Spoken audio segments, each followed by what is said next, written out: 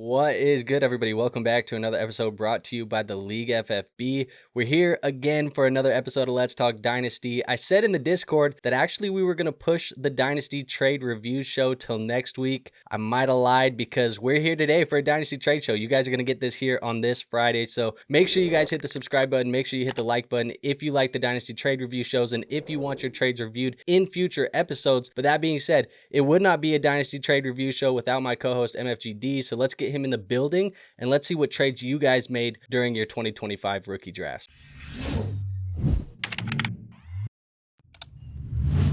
War, how we doing today, man? We doing we doing good. All right, I like the energy, bro. I like the energy. So like I said, we are doing trades today that were made during 2025 rookie drafts. I asked the Discord to submit these trades, either a player for a pick, so they were trying to trade into a draft pick and draft a player, or maybe it was them trying to trade out of a draft pick and get a player. So that's kind of what we're looking at today. I'll throw the first one up on the screen. Very simple, very easy to start it off. You got a 12-team super flex, half PPR and a tight end premium. You traded Zay Flowers away for the 107 to go up and draft a guy like Quinshon Judkins, maybe a guy like Emeka Egbuka, a guy like Travion Henderson. How do you feel about that deal? I think it's fine. I cautiously say it's fine because without context of what the roster needs, like for example, if I'm deep at wide receiver and I desperately need a running back, I totally wouldn't mind getting Quinshon Judkins at 107 after seeing what his landing spot was. So even though I did hear little murmurs about the Browns potentially wanting Nick Chubb back, which would just make a shit show of of a landing spot to a degree. But I digress. As it constructed, I do like it. I think it's pretty even. Zay could ball out even more, but it's all depending on roster structure. I'm not mad at the trade at all. Yeah, I mean, I think it's fine. As far as the Nick Chubb going to Cleveland thing, I wouldn't be too worried because unfortunately, I don't think Nick Chubb has much juice left in those legs, and Quinshon Judkins is a different beast right now as far as the explosiveness goes. But I agree with you, man. In a half-point PPR league, I think a guy like Zay Flowers is probably just a tiny bit less valuable because he is a reception type of guy. He's not necessarily a guy who's going to score a ton of touchdowns. He's not necessarily a guy. I mean, you've seen how Zay Flowers plays. We all know how Zay Flowers plays. So for me, I would prefer the rookie running back if it be Judkins, if it be Travion Henderson, and even if it's Emeka Egbuka, I think I still like the upside of Egbuka long term over a guy like Zay Flowers, but that's very even to me. They're probably similar tiered players. How do you feel if it was Egbuka and Zay Flowers in a 1-for-1? I think on this particular day, like as far as like this moment in time, I would prefer Zay Flowers over Emeka Egbuka because of the landing spot of Emeka Egbuka. It's kind of deep over there in Tampa Bay. You know, I mean, that's the only reason though. Like if we were talking about Egbuka going to like the Texans or something like that, even though we know Nico Collins is there, you could see a clear path to Egbuka being the wide receiver too for Houston. But somewhere like Tampa Bay where you still have to look at Mike Evans and Chris Godwin and to a lesser degree McMillan. So I mean, all those things. So I mean, I prefer Zay Flowers in this particular scenario. Yeah. So I think basically what we're getting at there is there's a couple different scenarios that you could do there at the 107 when you trade into that pick and make that selection. We like the running backs there just a little bit for this deal in this specific league type of format. But I think mainly what we're getting at is it's a pretty fair, pretty even deal. And you can make arguments for both sides here. Yeah, absolutely. I mean, with Zay Flowers, you know, you're at least getting a locked and loaded wide receiver 3 at worst. So, I mean, I think. Yeah. I mean, who has the ability to give you those spike weeks, right? Yeah. Yeah, absolutely. So, all right, well, let's go on to the next trade here. Our second trade, we had a 12-team Superflex full PPR, half-point tight end premium, and a contending roster. They traded away their 103 in this year's draft class. If they're a contending roster, they must have had somebody else's 103 because I don't know how you're contending and picking in the top 3, but they traded it away, and they got Amon-Ra St. Brown. I'm assuming that 103, they didn't necessarily tell us who was selected there, but I'm assuming that 103, based off of my rankings and my board, it would have been guys like Travis Hunter, Tet McMillan, Amarion Hampton, Cam Ward. There's kind of a tier of guys there, but I think basically whoever the player is, I don't know if it's necessarily going to matter when it comes to Amon-Ra St. Brown, but how do you feel? Yeah, this is a landslide for the Amon-Ra St. Brown side. If Amon-Ra St. Brown was in this draft, he would have been 101 to me. Just knowing what, obviously, not knowing him coming out of college, he would have been 101. But knowing what we know now, he would have been 101. 103, that's just completely laughable. It's completely laughable that was traded for. I wish somebody would trade me Amon-Ra St. Brown for 103. I mean, I don't even think there's too much to even go into. We're talking about, I can't think of any player drafted at 102, let alone 103, that would be worth Amon-Ra St. Brown. I feel like that person should have gave up a hell of a lot more. Yeah, I mean, there's going to be people, I'll tell you, there are people out there who are going to be so excited about Travis Hunter that they're going to tell you that Travis Hunter is going to be a top 5 wide receiver in a year's time or 2 years' time. And I'm just here to tell you that I like Travis Hunter, but when you are looking at the risk of the rookie pick developing into what you think and you hope it becomes, and a guy who's actually there is no debate for me. Amon-Ra St. Brown, he's still 25, I think he's 25, 26 years old right now, but he's a player that's still very young. For some reason, I think because of the departure of Ben Johnson, people are a little bit worried about the Detroit Lions. I'm not very worried. Amon-Ra St. Brown is still going to get his share, even if the offense takes a little bit of a step back. I think they take a step back from guys like Jameson Williams and guys like Sam Laporta before they take a step back from a guy like Amon-Ra St. Brown. He is the center point of that receiving game. Still going to be Jared Goff's number one guy. And like I said, he's still young. He's a player that you can just lean on. In a contending situation, yeah, I mean, as cut and dry as it can be, there is no scenario, there is no way you can paint it out where as a contending roster, I'm choosing to keep that 103 over trading it for Amon-Ra St. Brown when this hits my inbox. Give me Amon-Ra St. Brown. It's not close. Rookie fever, I think it's coming around. Damn straight. Let's go on to the next trade here. 12-team, super flex, full PPR. It's a 2-point tight end premium, so an extra juicy tight end premium, and start 10. They traded for the 201. They traded away Cooper Kupp and Aaron Jones. We don't have any context, rebuilding, contending. I don't think it necessarily matters. I think this is just a straight up value for value trade. Are you taking Kaleb Johnson, the rookie running back for the Pittsburgh Steelers? Or are you rolling with the vets and Aaron Jones and Cooper Kupp? I'm rolling with the vets and Aaron Jones and Cooper Kupp. I'm rolling with the vets. Honestly, Aaron Jones, to me, Aaron Jones is also ran in this deal. Like, I know you said you think he's still going to be productive. I don't have a reason to not think he's going to be productive. But I would say, in my opinion, Cooper Kupp for 201 would have been fine. In my opinion, that would have been fine. But you're getting Aaron Jones on top of it. Yeah, man. But Kaleb Johnson, if he's going to be the workhorse for Pittsburgh, which I don't know, because they might still use a lot of Jaylen Warren. So, I don't know. Maybe I'm still stuck in the past, goddammit. I don't know. I think you can cut it two ways. And really the two ways that I could argue this is if you are a contending roster and you feel like this year is your year to run to the championship and you think Cooper Kupp and Aaron Jones, the two assets, is going to give you equal or better production to what Kaleb Johnson is going to give you, and it can help you win a championship, I understand it. However, I like to play from a value and a market standpoint primarily. I know, the leaning into a contending roster and leaning into a rebuilding roster is strategy that you have to follow. But I think a majority of the time, if you are looking at trades as if this is the market, this is the value, it doesn't matter if I'm getting younger or older, as long as I'm winning in value and your value on your roster is accumulating more and more over time, you're going to be a good roster. So I, for the most part, like to look at value. And I would say that Kaleb Johnson at this point in time is probably going to be worth more in a potential trade market than guys like Cooper Kupp and Aaron Jones. I'm not saying Kaleb Johnson is going to outproduce them this year. There's a chance that he doesn't. There's a chance that he does as well. I think it could go either way. It's probably 50-50. But I do think that he is going to be more valuable to the community. So you can probably get more in return from a guy like Kaleb Johnson long term if you decide to flip him and make that selection and then flip him or whatever. So I think for me, I would go with the Kaleb Johnson side, but I could paint a picture for both ways. It's probably a fair deal, and I do think you're probably getting a little bit of contending value in the trade here with the Aaron Jones being thrown in as like an extra piece. But yeah, I think from a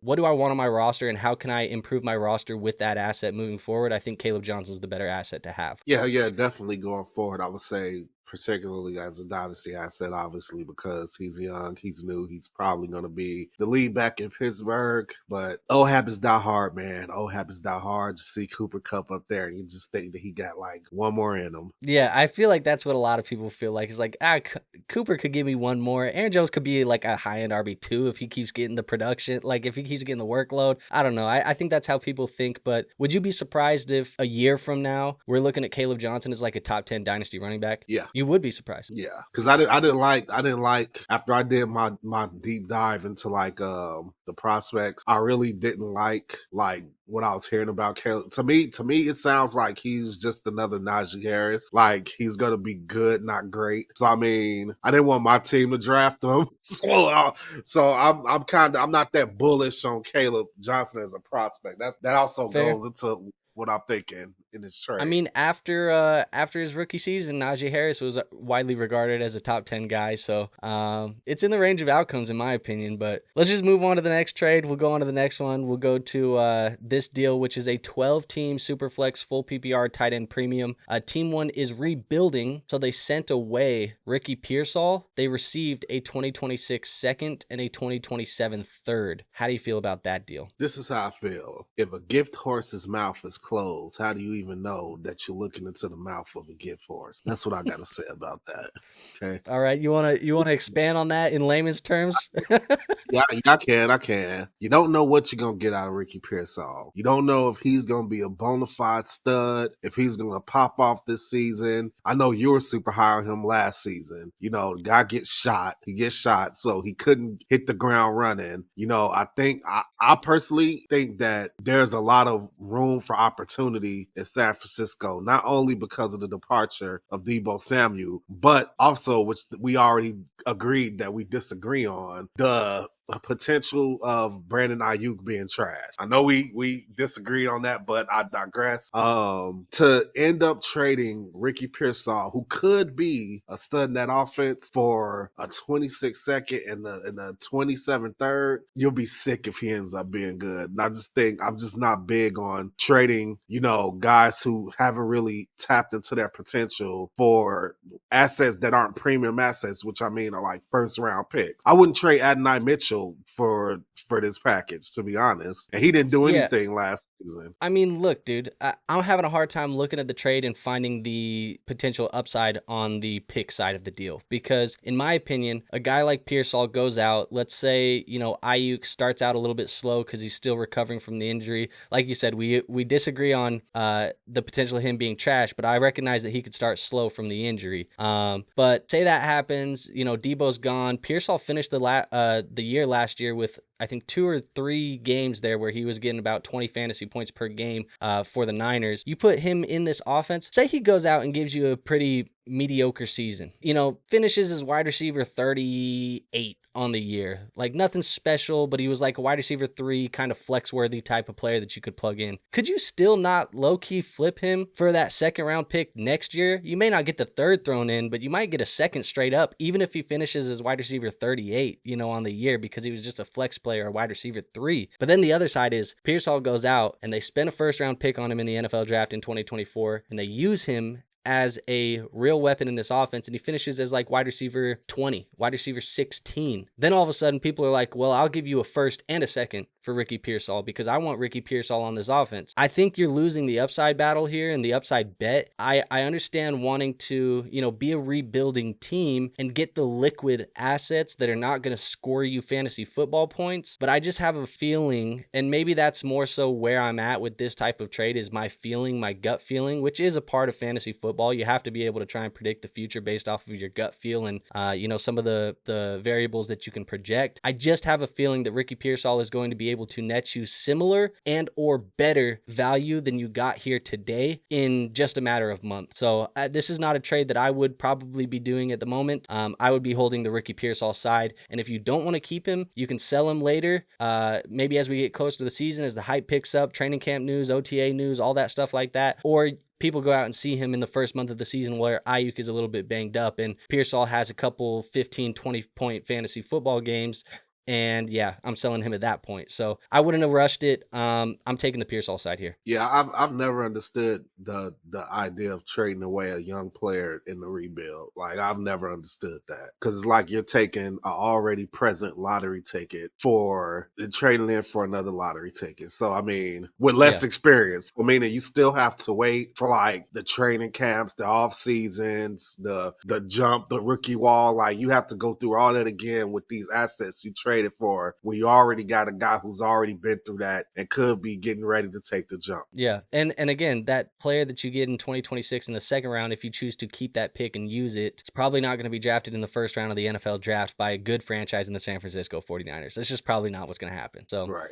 All right, I'm going to take the Pearsall side. You take the Pearsall side. Let's go to this next one. This one's kind of crazy, to be honest. A 12-team, one quarterback league, full PPR, no tight end premium, but sleeper team 1 sends away their 110 in this year's draft. They move back 4 spots to the 202, and they get Chris Olave thrown into the deal to move back 4 spots in their rookie draft. How do you feel about that? I have been one of the most harshest Chris Olave critics in our last few videos. And even I don't think this is existing in the realm of making sense. Chris Olave, as injury prone as he is worth more than 4 spots in the draft. I'm sorry. Like, what do you think, Andrew? What do you think would have been an appropriate first round pick to get for this package? I think you would have had to get into that. I think you probably would have had to get into that space where you could draft like Travis Hunter or Ted McMillan, to be real. Because I think when you're looking 103, 102, 103. I'd say in that no. I would have said probably in that like 104, 105 range. That's about where Tet's going. But I would say that's probably where I get, because when I'm looking at this trade right now, like 110 to what was it in our draft? I feel like we had it like 204 almost. It felt like, where like it was just one massive tier. That's Luther Burden, Colston Loveland, Tyler Warren, Matthew Golden. Like there's a bunch of names. RJ Harvey's in that tier.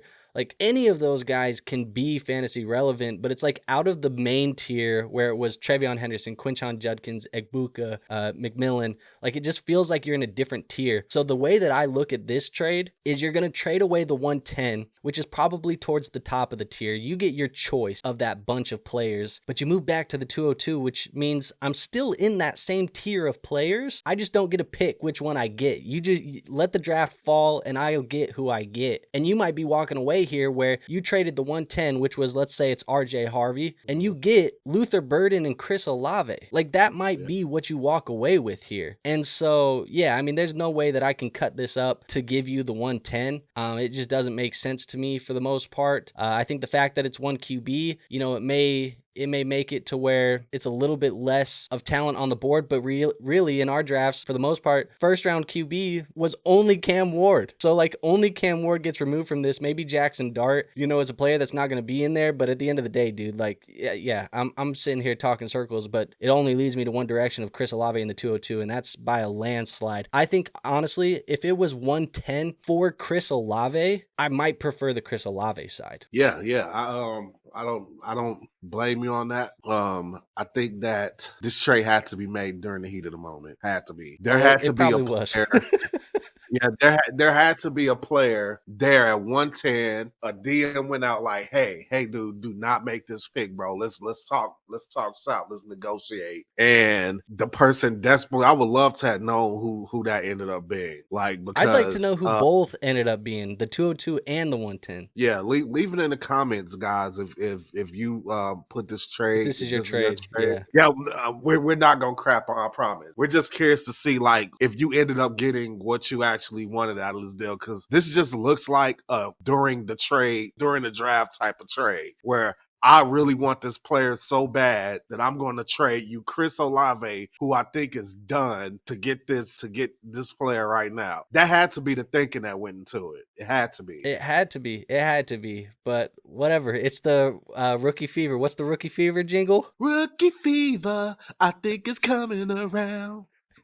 Hell yeah, that's what happened in that trade. We need to get that as like a fucking soundbite for next I year when it's. know.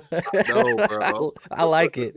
All right, next trade, 12 teams, super flex, tiered PPR. So for folks at home that don't play tiered, it's a half point per reception for the running backs, full point for the wide receivers, and a 1.5 for the tight ends. So that makes it a tight end premium. It's also a start 11. And he says team number one made sure to let us know that Anthony Richardson was his QB2 before this deal. So he trades for Patrick Mahomes, the 105, and a 2027 fourth round pick gets thrown in as a little bit of a cherry on top. But he gives up Malik Nabers. So you move off of this elite wide receiver asset in Malik Nabers that's probably widely regarded as a top 4, top 5 dynasty wide receiver, maybe even as high as top 3 or 2, depending on who you talk to. But he gets a top 5 pick in this year's draft and Patrick Mahomes to fix that quarterback position. What do you think about that, War? This type of trade makes my brain hurt. I mean, because it's kind of logical and illogical at the same time. It's like, okay, if you take Malik Nabers off, if you don't know the player that you're getting in return is Malik Nabers, it's like, okay, Patrick Mahomes and 105, I'm automatically going to say that side wins. But then once you find out it's Malik Nabers, then you have to start going into the whole, like, okay, let me look at the tier PPR. Let me think about, how many you start and stuff like that. It's one of those trades that makes your brain hurt. I personally don't like the idea of trading Patrick Mahomes and a top 5 pick in the first, and I also don't like the idea of trading Malik Nabers.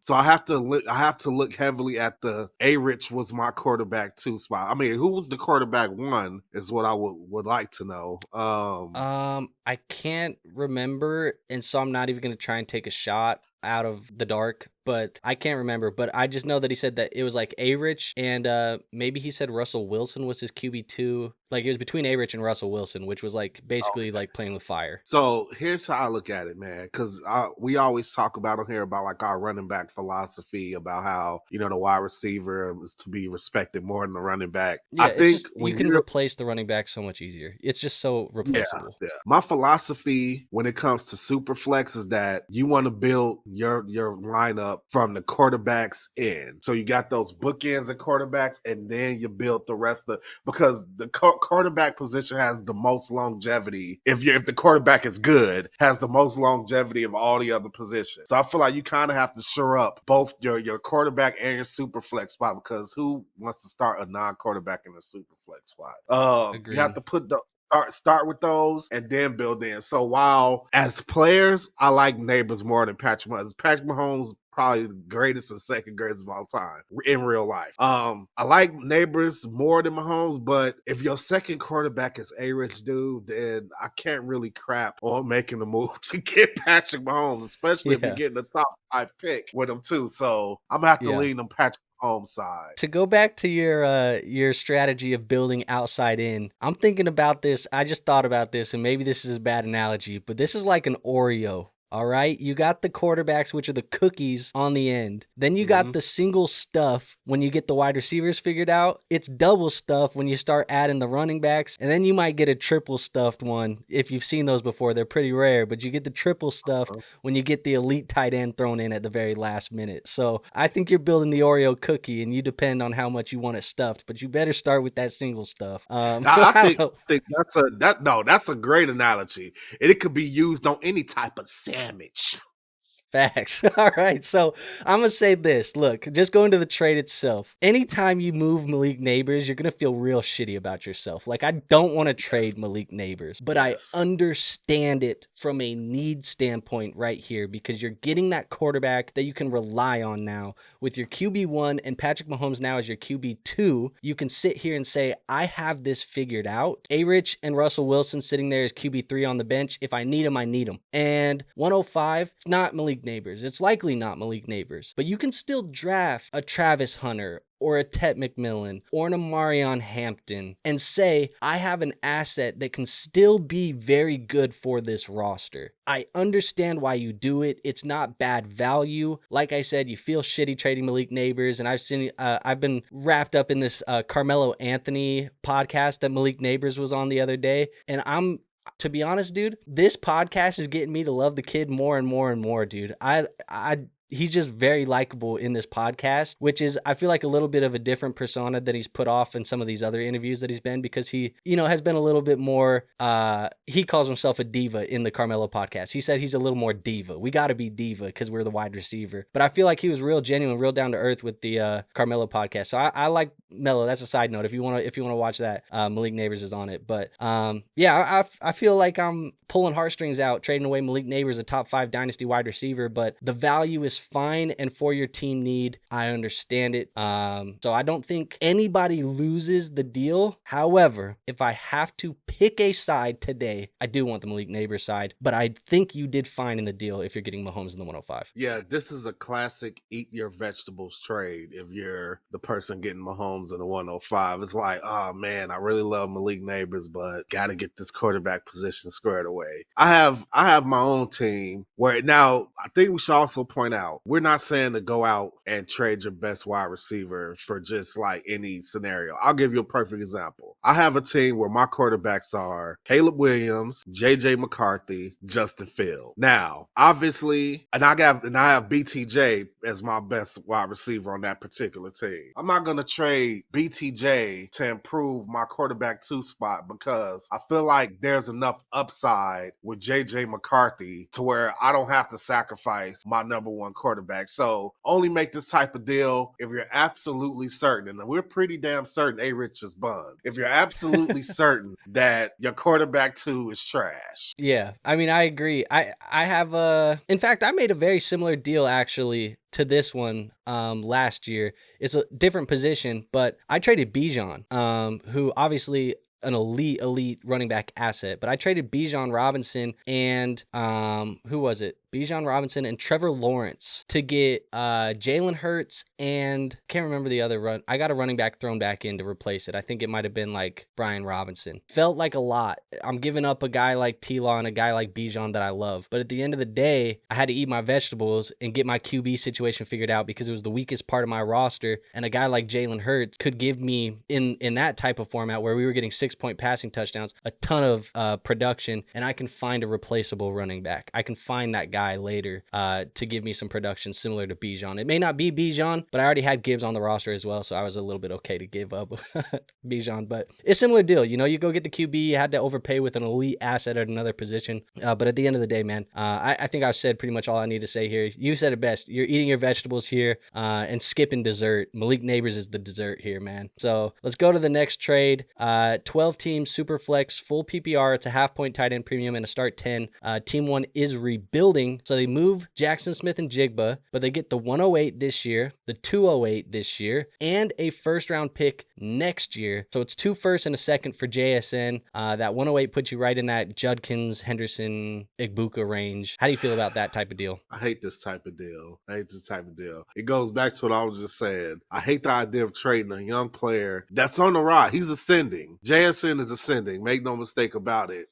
And I mean, 2 firsts and a second, I mean, that's decent draft capital, man. But if that team owned its own picks and they're getting JSN, they're adding JSN to the equation, that 26 first is probably going to be near the back end of the draft. I mean, personally, I'm taking the JSN side. I'm sorry, man. Look, I tend to say if it's a player I really, really like, and I really, really like JSN, if I'm not getting a stud back or 3 firsts, which is probably a finesse, then I ain't doing it. And I'm sorry, just projecting out the team, that guy's picks already is 8 out of 12. Yeah. He's adding JSN, and now he's going to be maybe 10 out of, I don't know, man. I hear you. I think the way that I like this trade for you is if you land Egbuka. And that sounds crazy because I think for that tier of Henderson, Judkins, and Egbuka, a lot of people don't like Egbuka that much because of the landing spot. But I think in your rebuild, if you can get Egbuka at 8, you move JSN a year down the line, when you're rebuilding, maybe a year from now, Godwin is whatever, maybe he doesn't doesn't recover from that injury well enough. Maybe Mike Evans is a little bit older and just kind of has a little bit of a fall off. These are in the range of outcomes for Egbuka. And then, next year, Egbuka's, trending up, just like you said, that JSN is trading up. Now you also have the first round pick and the second round pick that you could make this year as well. So I don't dislike the strategy. Actually, I think if you land Egbuka, I may lean the Egbuka side in the rebuild and play the game of the stock market that is Dynasty Fantasy Football. However, there is no arguing the best thing in the deal and the best asset in the deal is JSN. And if you get JSN and all it cost you was, a couple late firsts, you probably came out of it all right, especially on a contending roster. So this just feels like it was a good trade between two teams maybe moving in opposite directions. Team one's rebuilding, team two's contending. Here, take my draft picks and I'll take your player. And you get a young player too, which like you've said, you don't ever want to trade them away. I am always looking to trade my picks for the young asset that is already proven. I am always looking to do that. I did that this year with Ladd McConkey. I traded a first round pick for Ladd McConkey because he was already proven rather than gamble on some of these wide receivers. So I'm always looking to do that. I think the JSN side wins today, but if you play your cards right with the picks, you might come out just fine in the rebuild. Yeah, man. I hear you. I mean, I feel like there's a winning case for both sides. But like you said, the execution also has to be good if you are trading away JSN for those draft picks. You don't know. That's the thing about the draft. You don't know how it's going to play out. You can get somebody at 8 just doesn't fit what you're doing at all. And what you don't want to do is trade that young wide receiver for the 108 and then draft a short-term asset in a guy like Quinshon Judkins, who's a running back. And, and then you're stuck with the running back on the roster instead of the wide receiver. That's what you don't want to have happen. So hopefully, again, if this is your trade, put it in the comments down below. I want to know who you drafted to the 108. Did you go Egbuka or did you go with one of the running backs or it's a tight end premium? Did you take a shot on a guy like Tyler Warren or Colson Loveland? What did you do?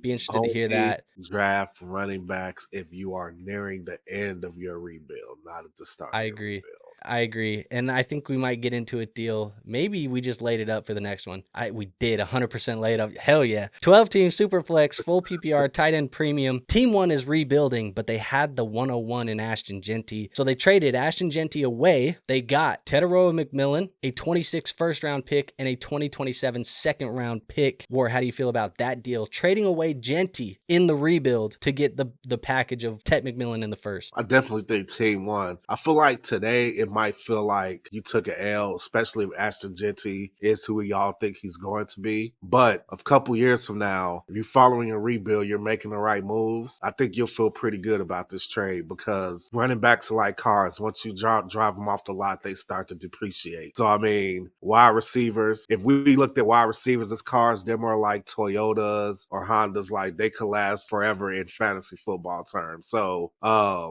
don't have a big problem with this deal, to be honest. Yeah, I mean, I actually, in the context of the trade, getting the rebuilding side with McMillan, I actually prefer the McMillan and the pick side because, like you said in that last one, if you are rebuilding, every running back, no matter who they are, what their name is, where they play, how many fantasy points they're scoring, every running back is expendable. And in that rebuild, you should be finding assets that are better to build around long term. A running back from year to year, their value is going to change and it's going to fluctuate so much. Jeanty goes out. Yeah, I was going to say Jeanty goes out and tears an ACL next year or something. God forbids, like something like that happens. We're talking about Ashton Jeanty is running back 13, maybe 14 in the community, and he drops significantly. A guy like Tet McMillan goes out, gets hurt. His value isn't going to see as massive of a fall off because of the position that he plays. It's also going to be easier for him to recover. The shelf life of a wide receiver isn't going to be as short as it is for the running back. So even if he does miss a year or 2 years where, he's not fully back to 100%, it's not like the wide receiver age cliff is at 25, 26 years old like it is for the running back. That's just the problem of the running back is you have to be ready to go. And so as much as I like Jeanty, as much as I believe that Ashton Jeanty right now, currently at this point in time today, is probably the Dynasty RB3 only behind Jahmyr Gibbs and Bijan Robinson, I'm going to take Tet McMillan in the first because if you told me range of outcomes wise that this time next year, Tet McMillan, goes out as a rookie, sees 100 targets for Bryce Young, scores 8, 9, 10 touchdowns, is a big focal point of that offense with Dave Canales, kind of takes over that Mike Evans type of role there in Carolina, I would not be surprised if Jeanty and McMillan are valued somewhat similar in a year's time. In fact, they should probably be valued somewhat similar today, to be real, just based off of the draft capital that both of these guys got. But I know the community doesn't necessarily agree with that. But if you told me that a year from now these guys are valued similarly, and now you're playing with, house money with a first round pick next year and a second round the following year in the rebuild, it just makes too much sense to take the wide receiver in the picks. As much as Jeanty is valuable, I like this, man. I like this, and I don't. That said, too, if you're getting the Jeanty side and maybe you're a contending roster, I don't mind paying that to get Jeanty and take a run at the championship to fill my running back slot with a guy who I think can be a top 5 guy. Exactly. When it comes to the rebuild, you want to hammer those quarterback positions first. Then you want to hammer those wide receiver positions and special tight ends. I feel like those are in the same tier because you want to have the guys like Brock Bowers and draft. You'll pick them over guys like, certain wide receivers. I don't want to get tall names. Yeah. And then you have that third one where it's like, okay, now you're taking just serviceable tight ends and your elite running back. So those are the last things you want to add. So I think you did a pretty good job getting a first and a wide receiver here, especially even more so if your quarterback position is already taken care of. Yeah, I like it. I like it a lot. This is a good trade. That's a good trade. Let's go to 12 teams, Superflex, half PPR, tight end premium, start 10. Team 1 told us that they needed a running back, so they traded back in the rookie draft. They had the 104 and Jauan Jennings. They sent it away for DJ Moore in the 106. With the 106, they drafted Quinshon Judkins, and the guy who traded up for the 104 took Travis Hunter. In this deal, like I said, just to simplify it for everybody at home, it's DJ Moore and Quinshon Judkins for Jauan Jennings and Travis Hunter. How do you feel about that, War? I think the most important thing to address in this trade before we even get deep off into it is what is the Dynasty community's opinion of Jauan Jennings? My opinion of Jauan Jennings is he had some big flash games. I don't think he's like a long-term consistent asset. I would much rather have DJ Moore, even with the extra mouths to feed in Chicago. I would much rather have the safe floor of DJ Moore. A little rhyme for you there. And you're getting that to move down 2 spots and you're still getting the running back. So I'm going to put a slight lean to the DJ Moore on the 106 side. It's kind of similar to that Olave trade, but not as big of a gap as that Olave trade that we did a few trades ago. Yeah, I mean, I'm looking at Keep Trade Cut right now just for where Jauan Jennings is currently being valued. He is the 141st overall asset on Keep Trade Cut right now. Wide receiver 50. It kind of puts him in a range of guys like Jack Besh, Jacoby Myers, Xavier Legette, Deebo Samuel, Cortland Sutton. Like, that's kind of where he's at. I think there's maybe some undervalued vets there in like Cortland Sutton. Yeah, but, definitely. I think Jacoby Myers is undervalued. Yeah, but overall, it kind of puts him in that tier of wide receiver 50. So not really an asset that like anybody's like clamoring over at the moment. Could be valuable this year. Like I said, we talked about it with Pearsall. Maybe he comes out hot because Ayuk starts slow. The same thing can be said for Jauan Jennings. He could be the guy that starts out hot because Ayuk starts out slow. But yeah, I mean, you get DJ Moore and Quinshon Judkins. To me, even though Travis Hunter today is the player that I would value the highest in the deal, the next 2 highest assets would be Judkins and DJ. And I don't think realistically there's going to be that much of a value difference today. I think it can grow long term, but I don't think today there's going to be that much of a value difference between Judkins and Hunter. And if you needed the running back, you have the wide receivers figured out. I think he said that his wide receivers were like Nabers and some other guys maybe. Fully can't remember, so don't quote me on that one. But I think he said he had the wide receivers figured out, and so he just wanted to get the running back. And he got another wide receiver thrown in too, and DJ Moore. So like, yeah, I like this, man. I mean, you're the Bears guy. If you had to make a decision, this year, who's the most fantasy relevant wide receiver this year in 2025? Who's the guy you're taking? So who do I think is going to have the best season this year for the Bears? Not long term, but just this year. I kind of feel like Roman's going to take a big leap. And I kind of, to a degree, feel like Luther Burden, DJ Moore kind of operate in the same existence, even though Ben Johnson, they say that he's a very exotic scheme caller. He's going to make things look like one thing is going to actually be another. I think with DJ, you'll get a safe floor, but I think Rome definitely has the potential to be like the big stepper of the 3 wide receivers. Fair enough. I just I've started doing these best ball drafts over on Underdog, and DJ Moore, he has the highest ADP right now. Feels like a lot of people feel like DJ Moore could have a somewhat of an Amon-Ra role in this offense potentially. but maybe not perform like Amon-Ra St. Brown, but at least have the role that he had there. But overall, I mean, I think I don't need to, keep talking about it too much. I'm going to take the Judkins and the DJ Moore side, and that's not even accounting for the fact that, like, this is a half PPR, where I think a guy like Judkins maybe has a little bit more value in a half PPR, and guys like DJ Moore and even Travis Hunter maybe have less because of the full point per reception not being there. It's a half point. So, yeah, I'll take the Judkins and the Moore side, especially with the context of you needing running back.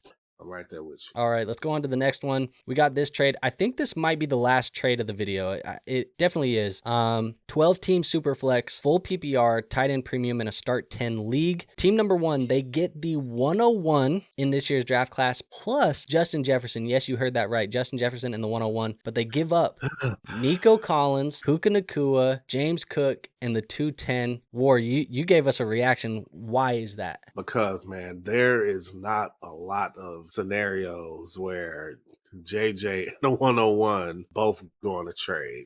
And I know how great Nico Collins is. I mean, okay, let's be honest here. Let's be honest. Just go tit for tat. If we go tit for, what do me, MFGDs, War, who do I rather have? I would rather have JJ and the 101. But in terms of just pure fantasy point scoring, it's hard to believe that Collins, Nacua, and Cook can't have more fantasy point relevance than JJ and the 101, which I'll say is Ashton Jeanty. Yeah, I mean, I think there's only one guy.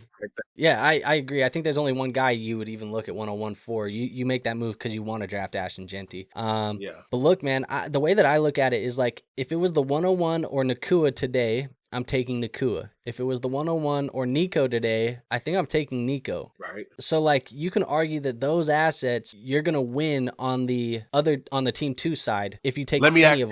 Let me ask you this. How much more value or how much better do you think Ashton Jeanty will actually be than James Cook? I feel much more confident with Jeanty long term, but maybe you shouldn't. And I'm playing devil's advocate here because maybe you shouldn't, because he's unproven and James Cook is coming off of 2 back-to-back top 12 seasons where he's been an RB1 for the Buffalo Bills and maybe likely going to receive an extension to stay there in Buffalo after they didn't address the running back position in the draft. They didn't address the running back position in free agency. And James Cook is saying, hey, I want my money and then I can keep playing the way that I've been playing. Buffalo might just say, fuck it, we're going to give you the money, bro, and let's keep running it back. Exactly. So when I put it in that context, you can finish your point, Andrew, because I think you're moving in the direction I'm for the move in. I'm just saying, the point that I'm saying here, really, to keep it short and sweet, is there might be more value. I think there is more value and potentially more fantasy football points on the Collins, Cook, and Nacua side of this deal. However, the luxury of being able to have Jefferson and the 101, as much as I love Justin Jefferson, it's such a luxury to have those types of players and to be able to move this many fantasy football relevant superstar type of assets. The roster has to be incredible. I would love to see the 2 rosters, because I think there's a scenario here where both teams walk away feeling like they won and both teams walk away feeling like they got better. But if I'm looking at this from a value standpoint, going back to what I said earlier in the video today, where I want my trades to be about how can I get the most value on my roster and turn this into production, wins, and ultimately fantasy football championships. And I think the most value in this trade is the Collins, Cook, and Nacua side. So I'm gonna lean that side as much as I fucking love the Justin Jefferson and the Ashton Jeanty side. We're on the same page.